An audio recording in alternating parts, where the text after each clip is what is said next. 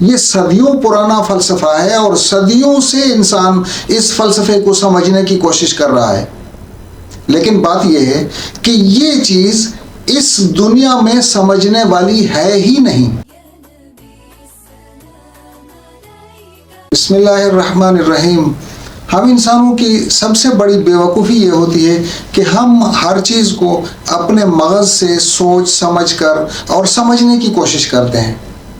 کیا ہمارے پاس اللہ تبارک و تعالیٰ کی دی ہوئی نعمتیں، دی ہوئی صلاحیتیں سب مکمل ہیں، سب پرفیکٹ ہیں؟ ان میں کسی بھی چیز میں کوئی کمی یا کوتاہی نہیں ہے؟ حقیقت تو یہ ہے کہ یہ صلاحیتیں اللہ تبارک و تعالیٰ نے ہمیں صرف اس دنیاوی زندگی کے گزارنے کا سامان دیا ہے۔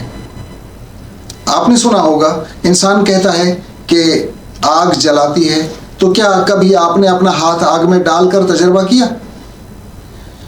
پانی ڈبوتا ہے، تو کیا کبھی آپ نے ڈوب کر یہ تجربہ کیا کہ واقعی پانی ڈبوتا ہے؟ ذرا ڈوب کر تجربہ کریں۔ ہر چیز کا انسان خود تجربہ نہیں کرتا، بلکہ تجربہ کار لوگوں کے تجربے سے فائدہ اٹھانا ہوتا ہے۔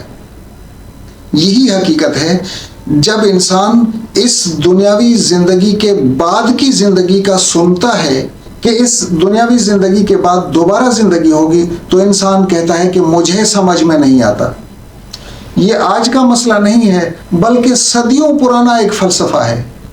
قرآن مجید نے ارشاد فرمایا کہ لوگ کہتے تھے اَإِذَا مِتْنَا وَكُنَّا تُرَابًا وَعِظَامًا أَإِنَّا لَمَبْعُوثُونَ، کیا جب ہم مر جائیں گے، ہم مٹی ہو جائیں گے، ہم ہڈیوں کی شکل میں ہو جائیں گے اور وہ ہڈیاں بھی بوسیدہ ہو جائیں گی، کیا ہمیں دوبارہ اٹھایا جائے گا؟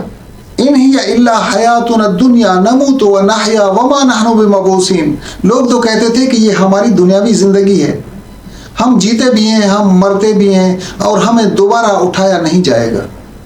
یہ صدیوں پرانا فلسفہ ہے اور صدیوں سے انسان اس فلسفے کو سمجھنے کی کوشش کر رہا ہے، لیکن بات یہ ہے کہ یہ چیز اس دنیا میں سمجھنے والی ہے ہی نہیں۔ اس چیز کو سمجھنے کے لیے ہمیں پیغمبر کا سہارا لینا پڑے گا، اللہ تبارک و تعالیٰ کی الہامی کتاب کا سہارا لینا پڑے گا۔ جو کچھ پیغمبر بتائے گا، جو کچھ الہامی کتاب بتائے گی، اسی پر یقین کرنا ہوگا۔ کیوں؟ کہ ہمارا علم ناقص ہے، ہمارا تجربہ ناقص ہے، ہماری صلاحیتیں ناقص ہیں، ہماری زندگی ناقص ہے۔ ہم ان ناقص چیزوں کے ساتھ اتنا بڑا فیصلہ نہیں کر پائیں گے۔ تو قرآن کہتا ہے کہ مرنے کے بعد دوسری زندگی شروع ہوگی، اس کو آخرت کہا گیا ہے۔ تو آخرت کی زندگی ہوگی اور یقیناً ہوگی، تو ہمیں اس دنیا کی زندگی میں رہتے ہوئے اس اگلی زندگی کے لیے تیاری کرنی ہے۔ یہ دارالامتحان ہے، اور پھر اس دارالامتحان کے اختتام پر ایک لفظ استعمال ہوگا، انتقال۔ ہم یہاں سے منتقل ہوں گے، یہاں سے انتقال کریں گے۔ اس انتقال والی کیفیت کو موت کہا جاتا ہے۔ کوئی شخص مر جاتا ہے تو مرنے پر زندگی ختم نہیں ہو جائے گی، بلکہ زندگی منتقل ہو جائے گی۔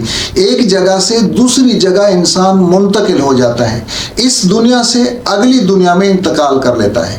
تو کل ہم انشاءاللہ بات کریں گے کہ ہمیں دوسری زندگی کی ضرورت بھی ہے یا ضرورت نہیں ہے۔ ہم ایسے ہی مفروضے بنا کر اور تصورات بنا کر ہم زندگی گزار رہے ہیں۔ کیا اس زندگی کے بعد دوسری زندگی کی ضرورت ہے، اہمیت ہے، اور کیا دوسری زندگی ہونا ممکن بھی ہے یا ناممکن ہے؟ کل انشاءاللہ ہم اس چیز پر تفصیل سے بات کریں گے۔